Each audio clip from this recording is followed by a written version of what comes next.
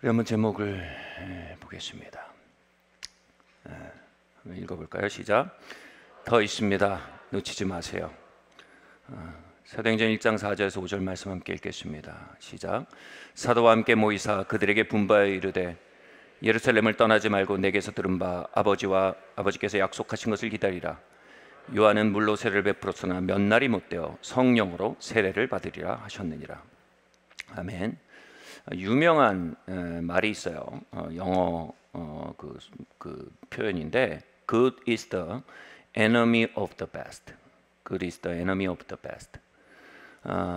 좋은 것은 직역합니다. 좋은 것은 최고의 것의 적이 된다. 의역하면 이렇게 돼요. 좋고 적당히 괜찮은 것들은, 그것에 만족하는 것들은 정말 최상의 것들을 추구하는 것에 대해 장애물이 된다는 겁니다.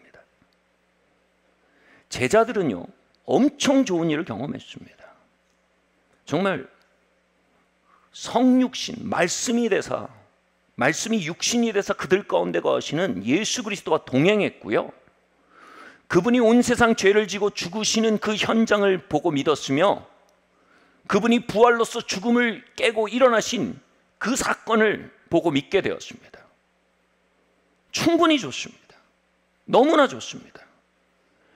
그런데 예수께서 그들을 멈춰 세우십니다. 얘들아, 아직 최고의 꽃이 오지 않았다. 그러니까 아직 그 이성에 유해라. 이성에 머물러라. 그 최고의 것은 뭡니까? 하나님이 하나님 자신을 그들 가운데 물처럼 부어주시는 사건입니다. 바로 성령 강림의 약속이었습니다. 너희가 충분히 좋은 것을 받게 된 것에 대해 내가 하나님께 감사한다. 그러나 베스트의 것이 있으니 이 좋은 것 사이에 퍼져버리지 마라. 꼭 성령 강림의 약속까지 밀고 나가야 된다. 할렐루야. 이것은 제자들을 향한 주님의 격려일 뿐 아니라 저와 여러분을 향한 격려인 줄 믿습니다. 우리 다음 말씀 한번 보겠습니다. 믿음에서 확신으로. 데살로니가전서 1장 5절 말씀 함께 읽겠습니다. 이는 복음이 너희에게서 말로만 이른 것이 아니라 또 능력과 성령과 큰 확신으로 된 것입니다. 바울은 분명히 이 두 단계를 남았어요. 복음이 말로만 임한 단계입니다. 우리가 복음을 듣고 믿어 중생한 단계를 말합니다. 그런데 이 단계가 아니라 큰 확신의 단계가 있다라고 바울이 얘기하고 있습니다. 큰 확신의 단계는 뭘까요? 이걸 원어로 보면요, 영어로 이렇게 돼 있어요. Full assurance. 우리나라 말로는 그냥 확신 이렇게 했는데 assurance가 확신이잖아요. Full assurance예요.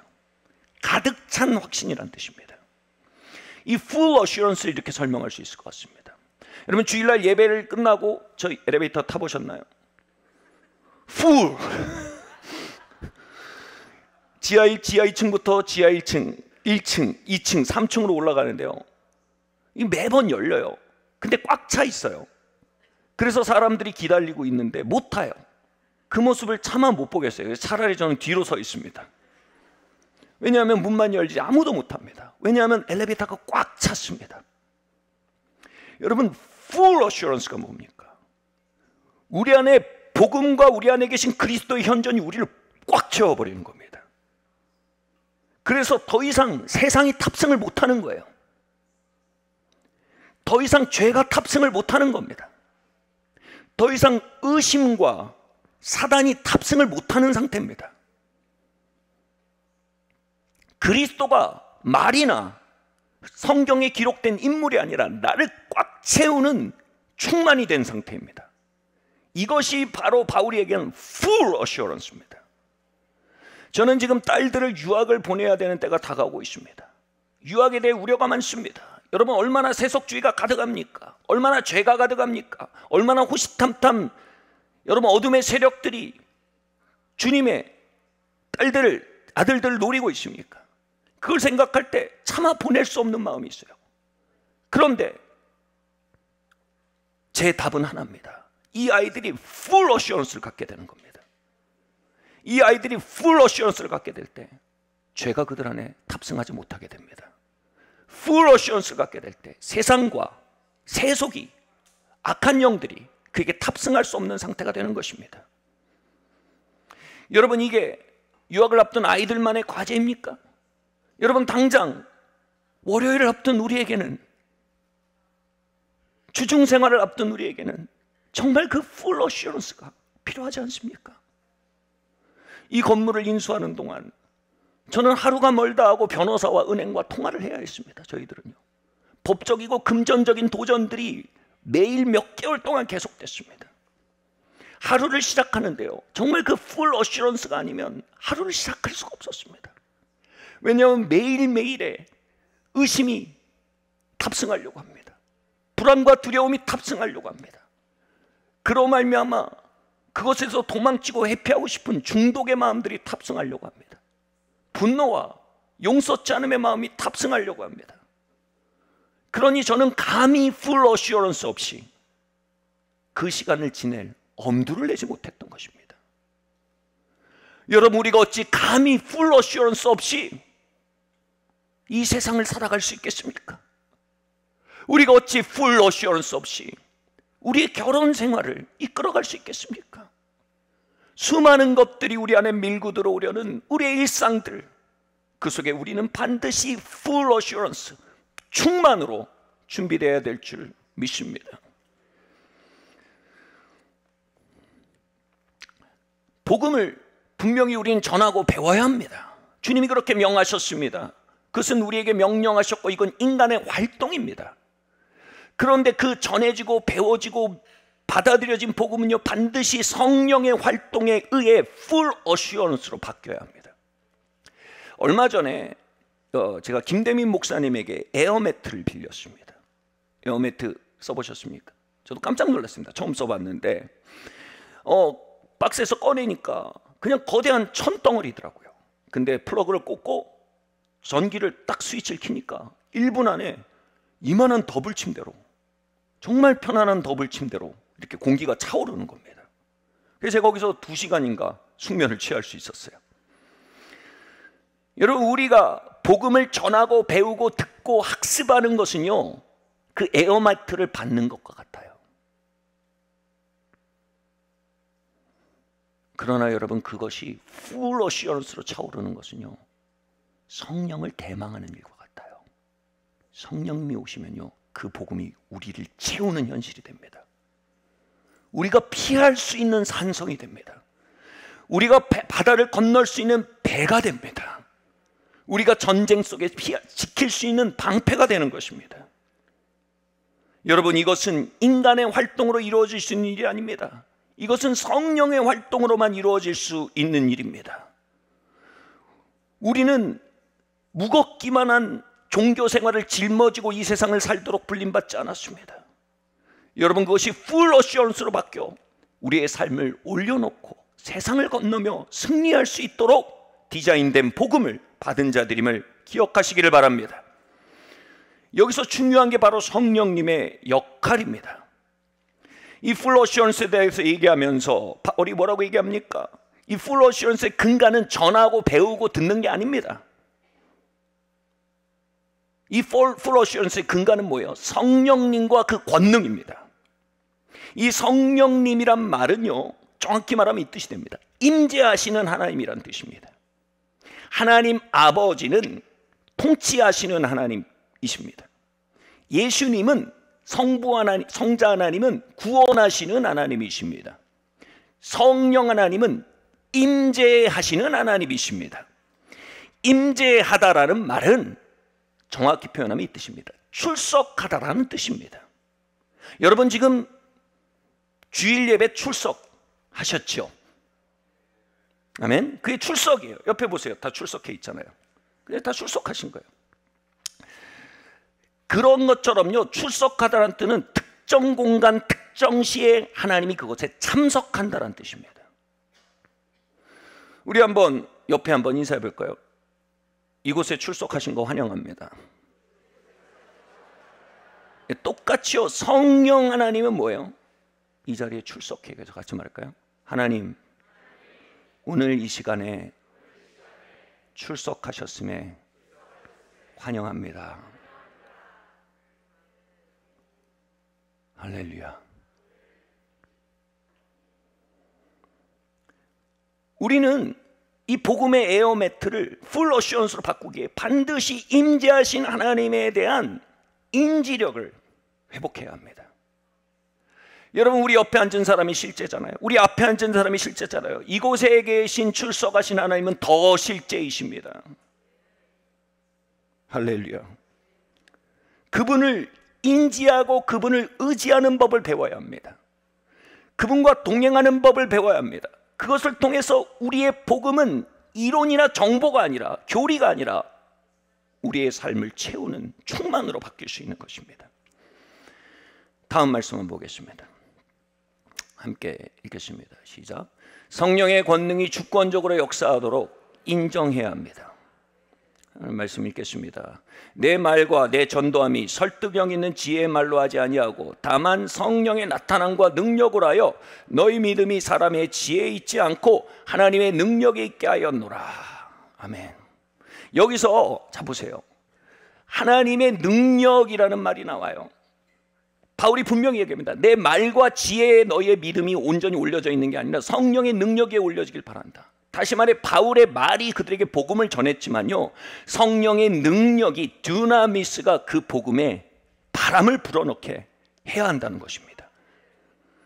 자, 근데 이 성령의 능력을 성령의 나타남이라고 고린도전서 12장에서 페르프레즈합니다. 고린도전서 12장에서 성령의 나타남이라고 얘기합니다. 나타남이 뭐냐면 현상이란 뜻입니다. 성령님은요, 우리 안에 출석하시고 그치는 분이 아니십니다. 성령님은 출석하시고 당신을 나타내는 분이십니다. 제가 외국 분들을 만나면 한국 사람이랑 참 다릅니다. 우리 한국 사람들은 어디 모임에 가면 구석에 앉죠. 그리고 자신을 나타내지 않습니다. 자기 생각을 밝히지 않습니다. 어저께 리더십 모임에서 질문 있냐고 물었지만 아무도 대답하지 않습니다. 다 궁금한 게 있어요. 절대 드러내지 않습니다. 쉬는 시간에 우리 돌아다니면서 자기를 소개하지 않습니다. 쉬는 시간이면 어디 가서 커피 떠먹고 이렇게 벽을 보고 있기 쉽습니다. 우리는 그곳에 있지만 드러내고 싶어 하지 않는 사람들입니다. 근데 제가 서양 사람을 만나고 문화 충격을 받았습니다. 그들은 그곳에 출석했으면 항상 나타내야 직성이 풀리는 분들이에요. 질문 시간에 다 질문을 합니다. 쉬는 시간에 오만 대를 다니면서 자기소개를 합니다. 설교가 끝나면 자기 의견을 큰 소리로 말합니다. 여러분, 성령님은 한국 사람 같지 않으십니다. 성령님은 수줍지 않으십니다. 성령님은 출석해서 숨어 계시지 않습니다. 성령님은 출석해서 자신을 나타내길 좋아하십니다. 성령님은 담대하십니다. 성령님이 출석하셔서 당신을 드러내기를 좋아하시는 분이신데, 우리가 그분의 임재, 출석은 좋아하지만 그분의 나타남을 부담스러워한다면 이런 것입니다. 그런 담대한 종류의 사람들 집에 초대하면서 얘기하는 겁니다. 우리 집에 오시는 거 좋습니다. 당신을 환영합니다. 그러나 구석에 앉아서 아무 말도 하지 마십시오. 드러내지 마십시오. 여러분, 이거 환영한다는 겁니까? 만다는 겁니까? 오라는 걸랍니까? 말라는 겁니까? 성령님은 임재하실 뿐 아니라 당신을 드러내시는 분이십니다. 그건 그분의 주권입니다. 그분의 캐릭터입니다. 우리는 그분을 fully 환영해야 합니다. 우리가 그분을 부분적으로 환영하면요, 우리는 부분적인 확신만 가질 뿐입니다. 그러나 우리가 그분을 fully 환영하면요, 우리는 full assurance를 받을 기회를 갖게 됩니다. 이 부분에 대해서요, 이 선량하고 수줍은 우리 복음주의자들에게 큰 도전을 주는 간증이십니다. 찰스 캐린이란 분의 간증인데요, 이분의 책 제목이 누구의 권세로 원치 않는 성경 구절을 감히 제거하는가라는 아주 강력한 제목의 책을 쓰신 분. 이 찰스 캐린이란 분이 이 성령의 임재를 사모하는 선량한 복음주의자로서 성령의 임재를 구했습니다. 충만을 구했습니다. 근데 그가 자신의 기도를 회고하며 이렇게 얘기했어요. 나는 이렇게 기도했다. 주님, 저에게 성령의 충만을 주십시오. 그러나 세 가지 조건이 있습니다. 저는 큰 소리를 내고 싶지 않습니다. 또한 사람들의 이목도 끌고 싶지 않습니다. 더군다나 방언은 싫습니다. 이 세 가지를 염두에 두시고 성령 충만을 이루어 주십시오. 우리 집에 오십시오. 그런데 입도 뻥끗하지 마십시오. 우리 집에 오십시오. 근데 돌아다니지 마십시오. 우리 집에 오십시오. 그런데 당신의 존재를 나타내지 마십시오. 성령님은 찰스 캐린을 채우지 못했습니다. 그는 당시 조지아주의 한 감옥의 교목이었습니다. 그런데 이 감옥에 한 죄수가 감옥에서 회심을 한 후에 성령 충만을 받게 됩니다. 이 찰스 캐린이 목사님이니까 그 죄수에게 사역을 하려고 했지만 점점 그 죄수가 가지고 있는 성령 충만의 풀 어슈런스가 자신의 것보다 훨씬 더 부유하다는 걸 알게 됐어요. 그래서 갈수록 상담을 하게 되는 거예요.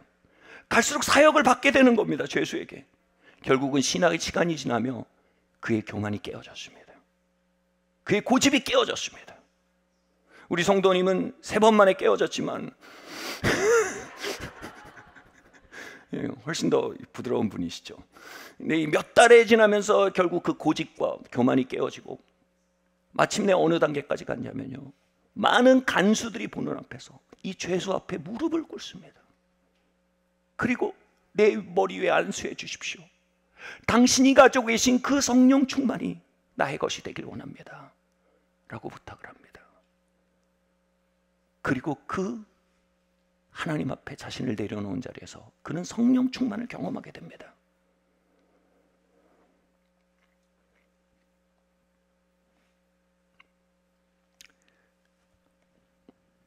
마틴 로이드 존스 박사의 후임이었던 R.T. 킨들 목사님이 이렇게 말했어요. 모든 성령의 역사는 스티그마, 즉 우리의 자아를 찌르는 것을 동반한다는 겁니다. 스티그마는 우리의 자아를 깨뜨리고 우리의 자아를 낮아지게 하는 일을 담당한다는 겁니다. 우리의 질그릇 같은 자아가 깨어질 때 비로소 그 중심에 있는 영의 자리, 생명 자리에 성령님이 들어오실 수 있는 출구를 얻게 된다는 것입니다.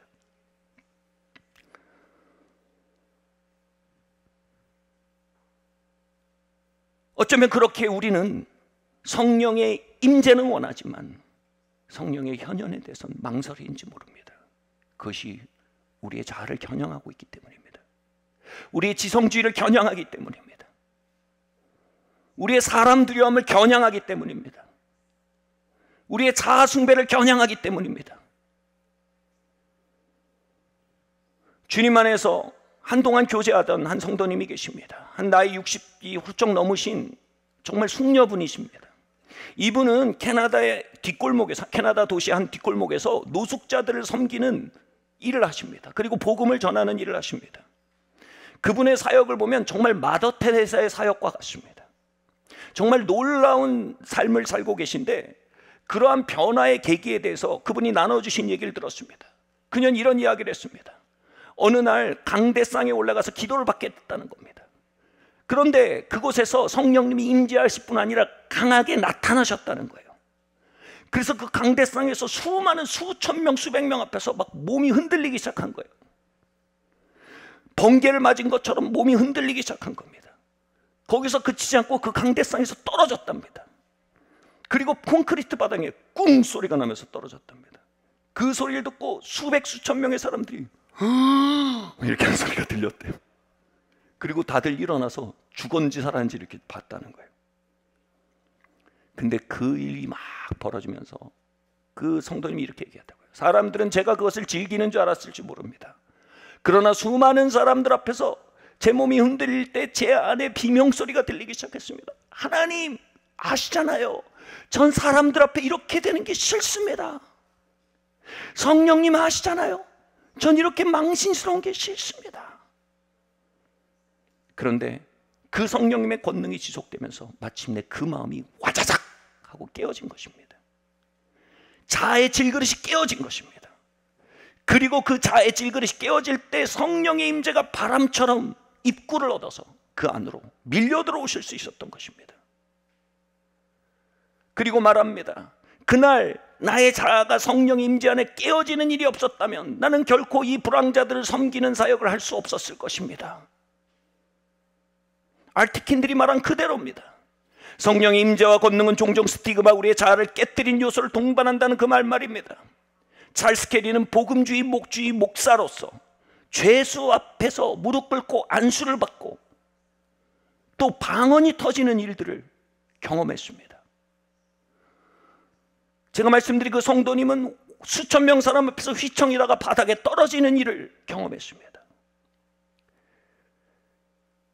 많은 이들은 성령의 임재에 동반되는 스티그마, 그 권능에 대해서 고개를 젓습니다. 하나님의 임재는 좋아, 근데 꼭 그래야 돼?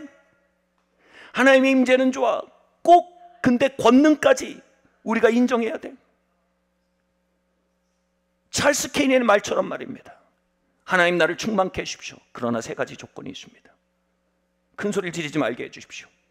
사람들 눈에 안 보이게 해주십시오. 그리고 방언 같은 건 절대 안 됩니다. 아시죠? 저는 복음주의 장로교 목사입니다.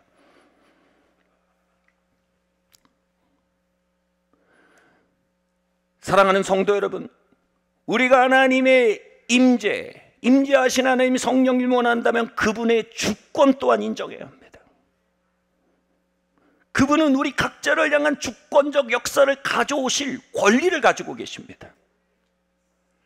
절대로 우리가 감옥에 가서 죄수에게 다시 안수받자는 얘기가 아닙니다. 강대상에서 몸을 흔들다가 떨어지자는 얘기가 아닙니다. 그건 그분들에게 맞는 스티그마입니다. 여러분, 약국에 가보십시오. 20명이 기다리고 있어도 각자 짓는 약은 다 다릅니다. 왜요? 각자 의사가 다 처방을 한 게 다르기 때문입니다. 성령님은 우리의 삶의 히스토리를 아십니다. 성령님은 우리의 내적 구조를 아십니다. 성령님은 우리의 과거와 현재를 아십니다. 그분은 여러분 각자에게 정확한 처방전을 가지고 계십니다. 그분은 정확한 방식으로 여러분에게 역사하십니다. 여러분 그 누군가의 것을 흉내내려고 할 필요도 없고 해서도 안 됩니다. 다만 그분의 여러분의 삶을 향한 주권을 인정해 드려야 합니다. 여러분, 성령님을 환영하되 부분적으로 환영하지 않길 바랍니다. 성령님을 환영하되 온전히 환영하길 바랍니다. 성령님과 그 권능을 환영하는 우리가 되기를 예수님의 이름으로 축원합니다. 우리 같이 한번 말할까요? 성령님, 당신은 나를 나보다 잘 아십니다. 당신이 나를 다루시기에 완전한 분이십니다. 내 삶 위에 있는 당신의 주권을 인정합니다. 당신께 나를 맡깁니다.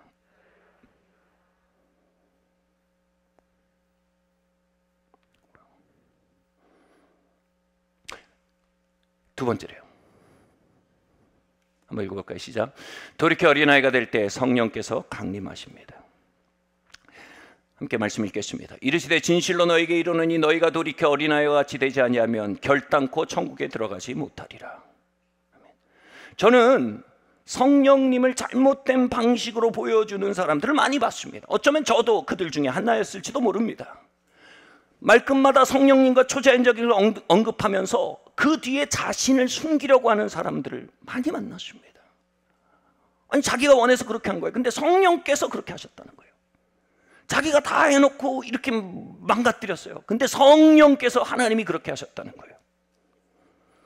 또는 성령의 능력과 권능으로 자신을 치장하고 자신을 덮어서 다른 사람인 것처럼 보이려고 하는 사람들을 보았습니다. 그것을 보고 성령님에 대한 거부감을 갖게 됐습니다.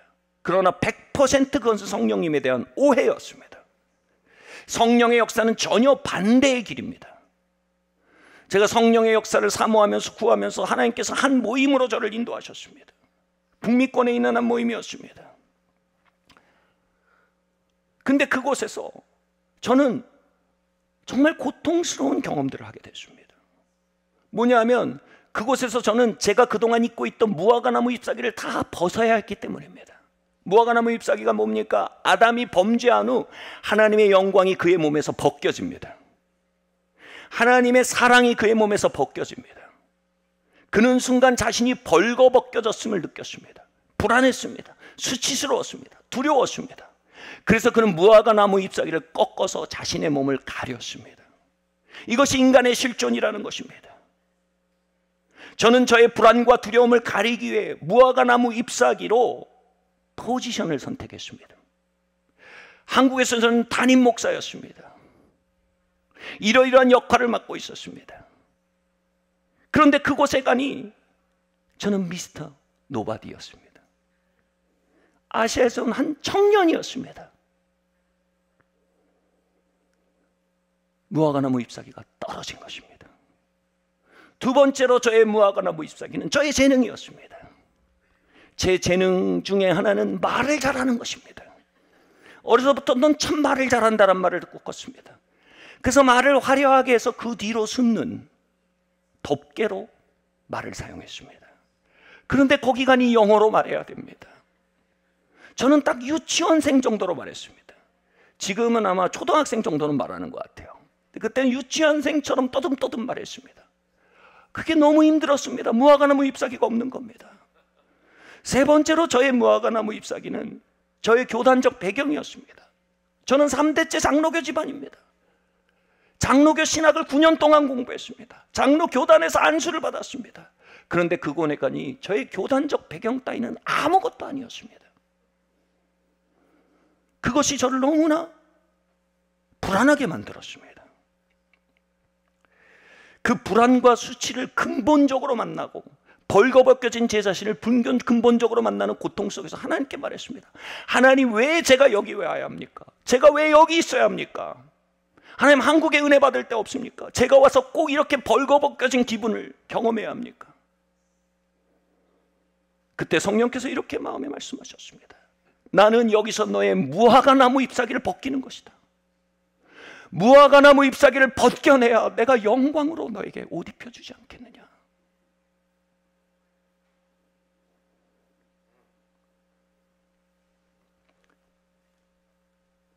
오늘 아침을 먹고 있었어요. 제 도미토리에 같이 있던 한 분이 저에게 지나가면서 물었어요. How are you? 영준, 이렇게 물었어요.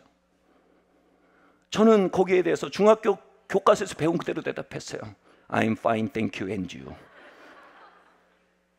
근데 그때 성령께서 제 마음에 부드럽게 책망하셨어요. 영준아, 너 진짜 fine이냐? 너 지금 수치스럽잖아. 너 지금 두렵잖아. 너 불안하잖아. 너 발거벗겨진 것 같잖아. 그 순간 제가 말을 바꿨습니다. 사실은 I'm not fine. 나는 이곳에서 미스터 노바디다. 난 영어로 말하면서 이런 내가 드러나는 게 너무 괴롭다. 내 배경과 내 새로운 히스토리가 전혀 없이 그냥 벌거벗겨진 자처럼 여기 남겨진 게 너무 힘들다. 난 여기서 영어로 했어요. 인펀트 같다. 애기 같다. 아무것도 할 수 없는 애기같이 느껴진다. 그리고 이렇게 얘기했어요. 나를 위해 기도해줘라. 그리고 그냥 지나가면서 그분은 얼마나 놀랐을까요? 지하철에서 한번 하와이유 했는데 본물처럼 그런 얘기를 합니다. 근데 그분이 갑자기 멈춰서더니 저에게 다가와서 기도하는 거예요. 기도하는데 제 마음속에서 제 영 깊은 곳에서 이런 소리가 들리는 것 같아요. 이제 됐다. 이제 됐다. 이제 너는 나의 영광과 권능으로 옷 입을 준비가 되었구나. 너의 무화과나무 잎사귀를 벗은 모습을 드러내었구나. 그리고 그날 이후로 성령님의 부으심과 옷 입혀주심이 새로운 안전으로, 새로운 덮개로, 새로운 겉옷으로 저를 휘감기 시작했습니다. 이제 더 이상 무화과나무 잎사귀가 나의 근원이 아니었습니다. 이제 그것이 나의 겉옷이 아니었습니다. 성령의 임재가 나를 쉬게 하고, 성령의 임재가 나를 영광스럽게 하며, 성령의 임재가 나를 채우는 새로운 근원을 발견하게 된 것입니다.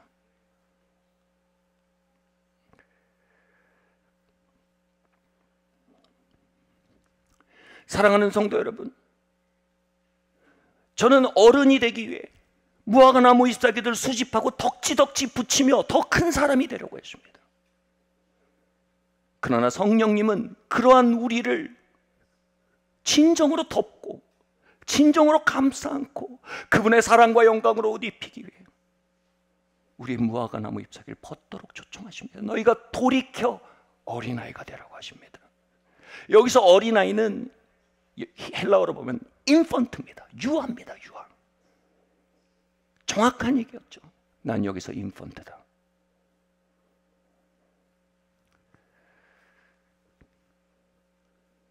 한 번은 정말 세계적으로 하나님의 임재와 영광을 실어나오는 하나님의 사람과 개인적인 관계를 맺게 된 때가 있었어요. 그때 첫 만남이었어요. 어찌 보면 제가 그분을 차에 실으러 이렇게 차를 타고 가고 있었는데 이제 그분이 조수석을 딱 열고 뭐 그전에도 관계는 있었지만 정말 개인적인 관계는 처음 시작되기 때문에 다시 한번 인사를 했어요. 하와이오 영준. 그리고 얘기하고 이제 타면서 거의 이제 굉장히 그 정중하고 친절하게 인사를 하시더라고요. 연세가 한 70이 넘으셨어요. 그러니까 제가 굉장히 불안해하는 모든 요소를 가지셨어요. 연세도 많으시고 또 워낙 자이언트고 영적인 자이언트예요. 그리고 워낙 평판도 세계적으로 크시고 이런 분인데 제 차에 타신 거예요. 그래서 제가 이제 얼어붙어서 차를 운전하고 있었어요. 근데 이분이 딱 차에 타시더니 어찌 보면 처음 만난 사이인데 한 손에 카라멜 마끼아토를 들고 계신 거예요. 근데 차에 타신 처음에 하신 일이 뚜껑을 여시는 거예요. 근데 이 뚜껑에 카라멜이 묻어 있잖아요. 그걸 이렇게 하는데 저 운전하다 사고 날 뻔했어요. 왜냐면 그 표정에 반해버렸어요. 그냥 너무나 편안하게 카라멜을 즐기시는 거예요. 나는 하나님의 사랑도 필요 없고 나는 세계적인 조직의 리더일 필요도 없고 나는 그냥 성령의 임재 안에 있는 아버지의 사랑 안에 있는 한 아이이길 원해. 가장 강력한 메시지였습니다. 그렇게 5분 동안 카라멜을 드시는 걸 보면서 제가 큰 영감을 받았습니다.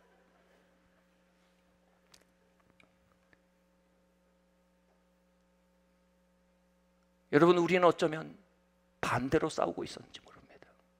무화과나무, 더 큰 무화과나무, 더 짙은 무화과나무를 위해 싸웠는지 모릅니다. 이제는 방향을 바꿀 때입니다. 할렐루야.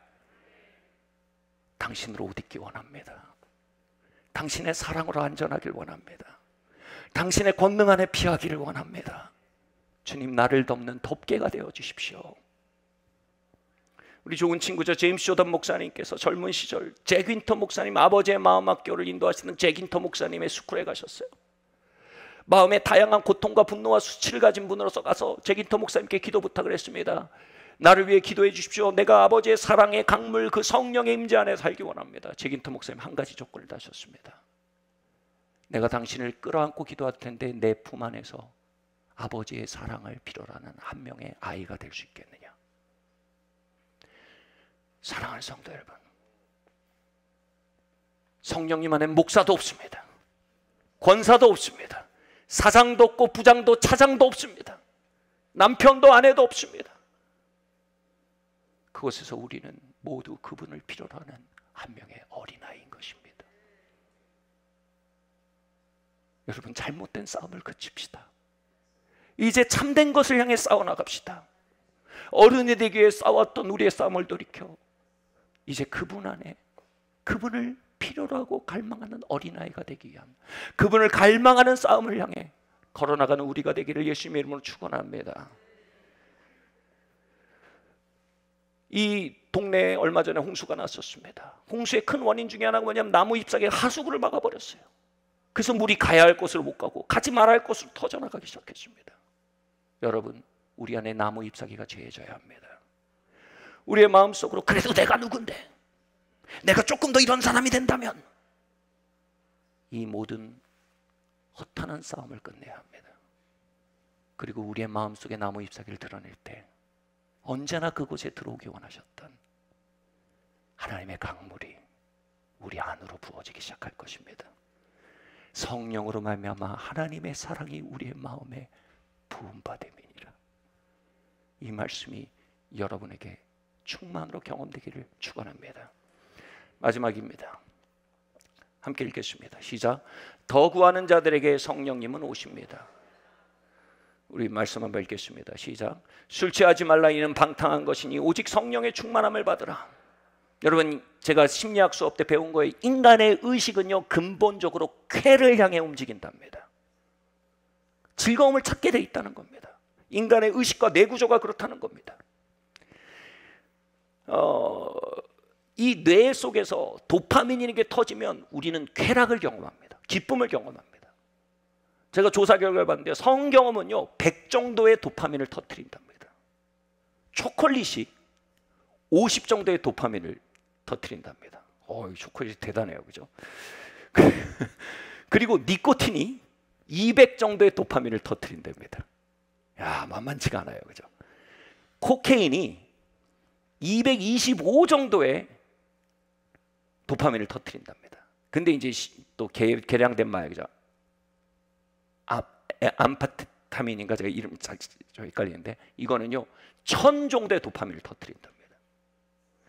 여러분, 이렇게 도파민을 한번 터뜨리는 방법을 경험하고 나면요 그 뒤로 어떻게 되냐면 그 도파민을 터뜨리는 일에만 골몰하게 됩니다. 이거를 중독이라고 합니다. 중독의 특징은 뭐냐면요 더 센 걸 계속 쓰게 돼요. 대마초에서 뭐 저기로 코카인에서 뭘로 계속 더 센 걸 찾는 겁니다. 맥주에서 모에서 뭐 독주로 계속 넘어가는 겁니다. 계속 그거에 골몰하고 다른 건 빛을 잃기 시작하는 겁니다. 여러분, 이게 도파민의 파워입니다. 그런데요 이 도파민이 가장 세게 터지는 상태를 일컫는 단어가 있어요. 이 단어가 뭐냐면 엑스타시입니다.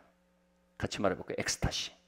제가 엑스타시라는 단어를 조사하고 싶어서 뒤졌는데 깜짝 놀랐어요. 이 어원이 기독교에 있습니다. 이 사전에 이렇게 써 있어요. 성도가 하나님의 영으로 가득 채워질 때 가지게 되는 최고의 환희. 할렐루야. 성도가 하나님의 영으로 가득하게 되었을 때 경험하는 최고의 환희를 설명하는 단어가 엑스타시입니다. 할렐루야. 그래서요 에베소서는 너무나 위험한 듯한 비유를 사용하며 그 최고의 상태를 설명하려고 했습니다. 술 취하지 말라. 술쟁이들이 도파민을 터뜨리게 계속 더 센 자극을 향해 달려가는 것처럼 살지 말고 성령 안에 엑스타시를 술쟁이들이 더 센 걸 찾듯이 죄송합니다. 바울이 그렇게 표현했어요. 더 깊은 하나님의 임재, 더 짙은 성령의 임재를 갈망하라는 겁니다. 여러분, 이 엑스타시들을 경험하기 시작하면 다른 즐거움이 빛을 잃기 시작합니다. 할렐루야. 다른 게 흥미가 없어져요. 거기에 비유하는 겁니다.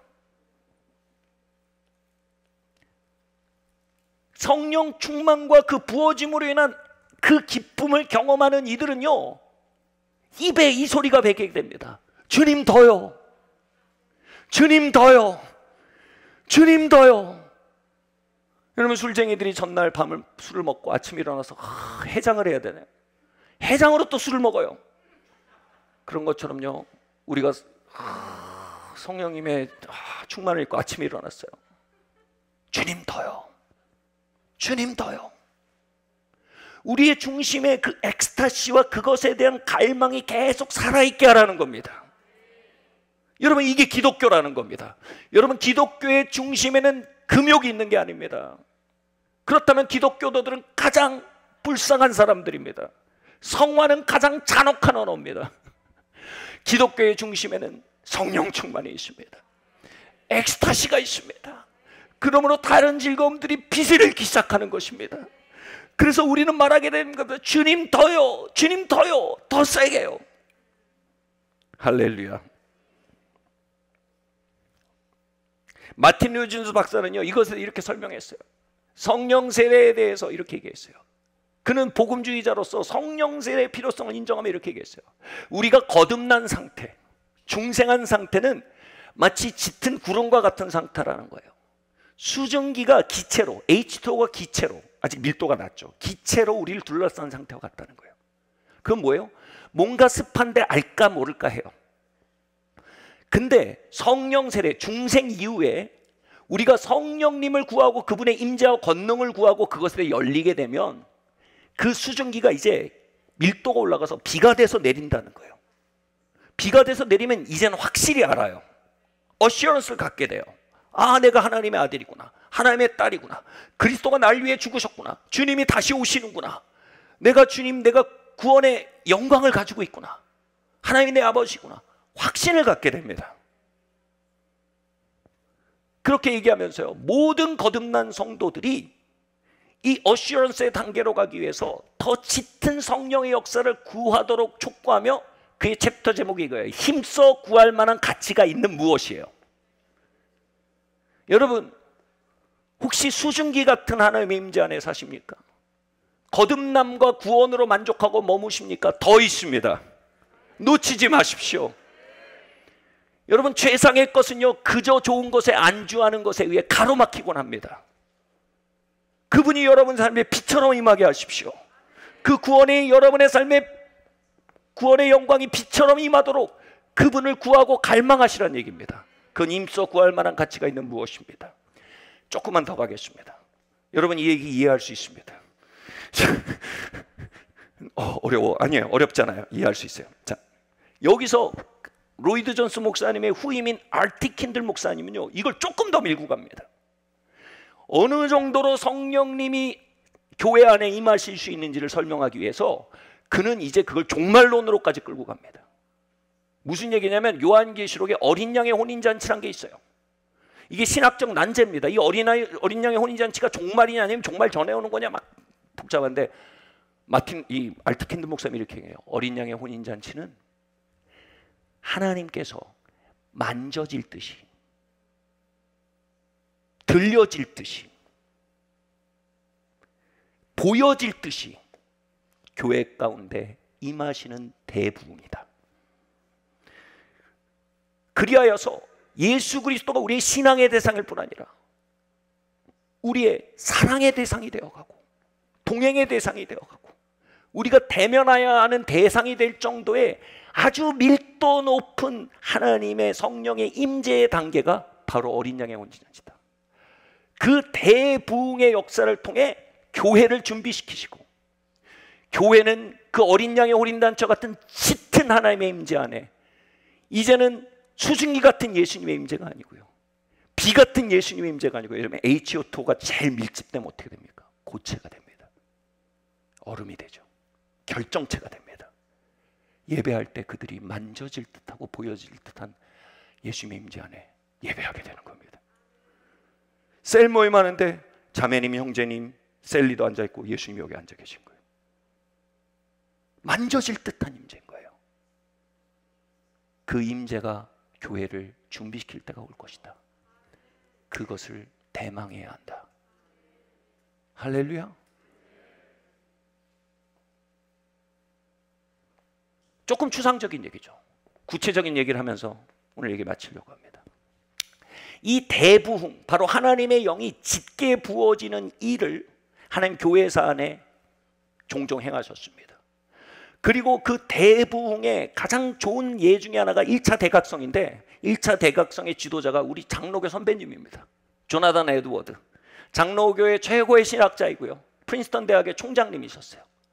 이분이 이 부흥 1차 대각성 운동을 이끌게 된 굉장히 중요한 계기가 그분의 아내가 했던 체험입니다. 그분의 아내가 어느 날 성령이 급진적으로 부어지는 경험을 하게 됩니다. 그 표현을 한번 그분이 쓴 글을 한번 조금 읽어보겠습니다. 이것이 얼마나 확실하게 보였는지 나는 표현할 말을 찾지 못했다. 어느 날 성령님이 빛처럼 임한 게 아니고요, 얼음처럼 꽉 뭉쳐진 물체처럼 짙게 임하신 거예요. 그것이 너무 확실해서 모든 것이 확실해져서 표현할 말을 찾지 못하겠다는 거예요. 하나님은 변함없는 사랑과 보장과 사랑과 영원한 즐거움은 하나님 자신과 같이 항구적인 변함없는 것으로 생각되기 시작했다. 이와 같이 감미로움에 녹아지고 압도돼서 나는 눈물을 물같이 흘려 쓰고 참지 못하여 큰 소리로 울었다. 하나님은 나의 아버지가 되시고 예수님은 나의 주와 구주가 되시고 그분은 나의 것이 되시고 나는 그분의 것임이 됨을 확실하게 뭐라고요? 보였다는 거예요. 와우. 하나님이 가까이 임재하심과 사랑의 즐거운 느낌 아래서 나는 하나님이 나의 전부, 나의 하나님이 나의 전부라는 말이 내 마음속에 거듭거듭 들어오는 것 같았다. 하나님의 임재하심이 너무 가깝고 실제적이어서 나는 다른 것을 거의 인식하지 못할 정도가 되었다. 아까 서두에 말씀드렸죠. 옆에 있는 형제 자매보다 성령님이 이 자리에 더 실제십니다. 그런데 그 밀도가 높아지면요, 이제 그것을 모두가 알게 되는 거예요. 하나님 여기 계시다. 하나님 여기 계시다.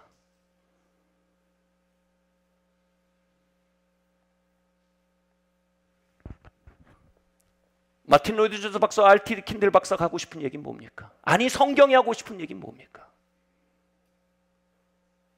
여러분, 수증기와 같은 성령의 임재 가운데 계십니까? 비가 오게 하십시오. 그것은 힘써 구할 만한 가치가 있는 무엇입니다.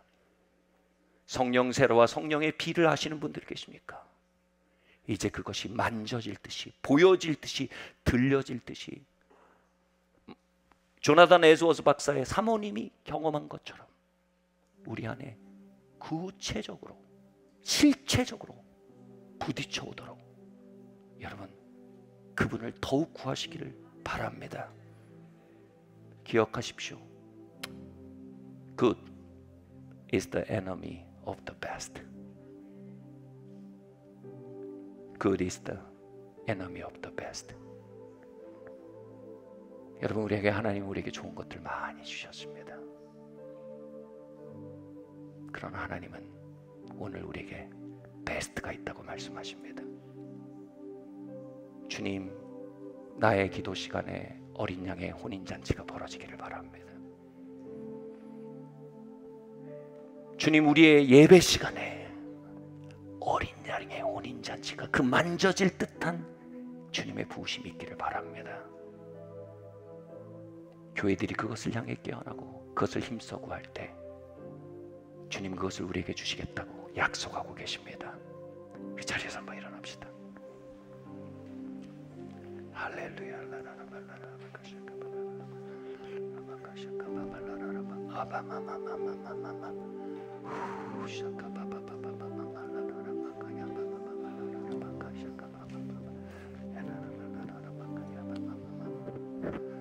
예, 주님, 우리 같이 한번 기도하겠습니다.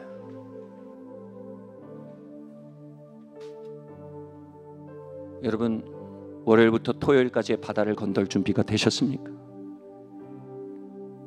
여러분, 그 full assurance로 차오르셨습니까?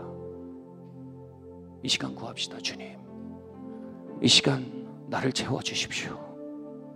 주님, 큰 확신으로 내가 일어나길 원합니다.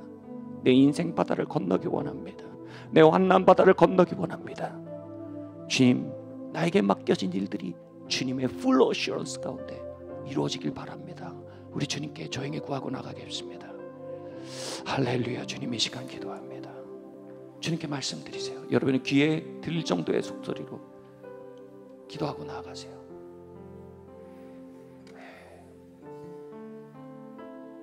말씀드리세요. 성령님, 당신을 의지합니다. 내 위에 계신 성령님, 당신께 주님, 당신의 바람을 불어주사 주님 full assurance가 임하기를 원합니다. 차오르기를 원합니다. 구하세요. 구하세요. 힘써 구하세요. 이제 옆 사람이 들릴 정도의 목소리를 한번 구하고 나갑시다. 주님, 할렐루야. 주님, 이 시간 기도합니다. 주님, 할렐루야.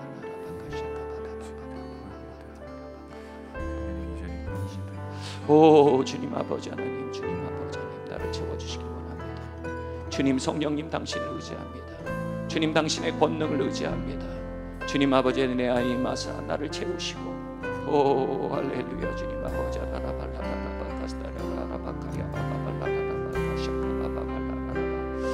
오 주님 아버지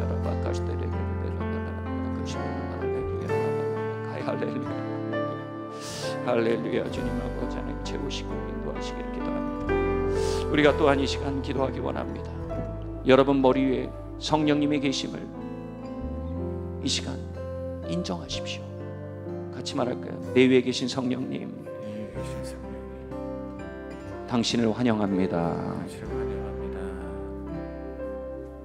이 시간 나의 삶을 향한, 나 자신을 향한 당신의 주권을 인정해 드립니다. 성령께서 내 삶에 권능으로 역사하시도록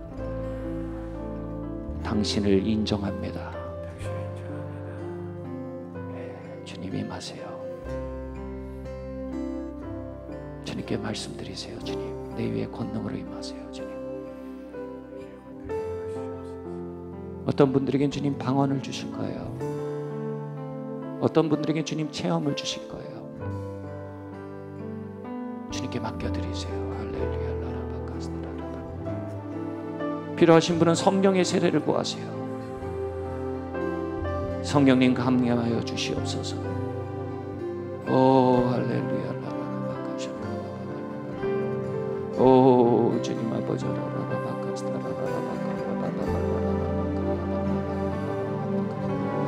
오 주님 아버지. 우리가 또한 이 시간 기도합시다. 주님, 이 시간 나의 무화과 나무 잎사귀들을 털어내기 원합니다. 주님, 무화과 나무 잎사귀들 벗기시는 당신의 손을 향해 공격했음을 회개합니다. 주님, 그리고 당신께 나를 의탁합니다. 나를 당신의 사랑으로 옷 입혀 주시옵소서. 당신의 영광으로 옷 입혀 주시옵소서. 내가 당신의 손에 맡겨진 한 명의 주님, 당신의 사랑을 갈망하는 어린아이가 되기로 결정합니다. 성령님, 당신의 사랑의 강물을 내게 부어주시옵소서. 우리 함께 고백하겠습니다. 할렐루야. 주님 아버지.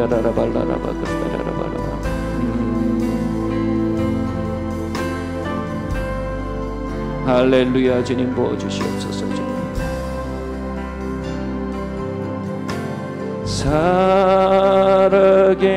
살아계신 성령님, 날 살피소서. 살아계신 성령님, 할렐루야. 살아계신 성령님, 날 살피소서. 채우소서. 채우소서.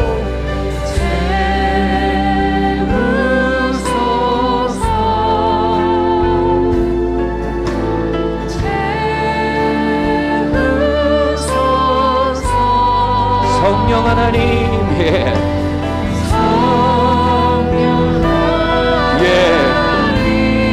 할렐루야. 우리 두 손 한번 들어볼까요? 채우소서. 채우소서.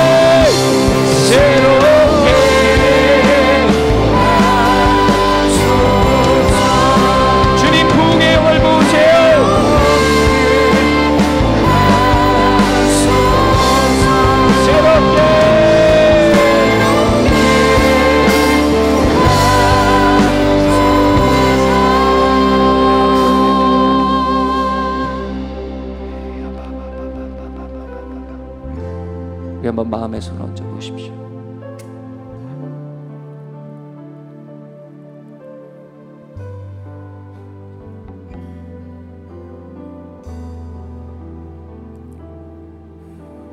같이 말할까요? 성령 하나님,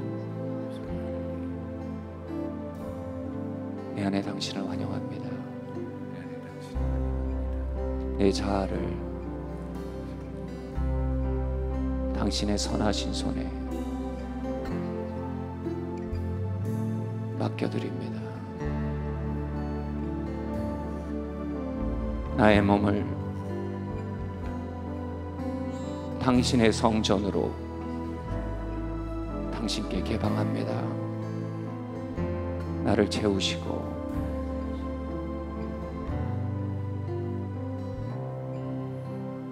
내 안에 당신의 즐거움을, 구원의 즐거움을 새롭게 하여 주시옵소서.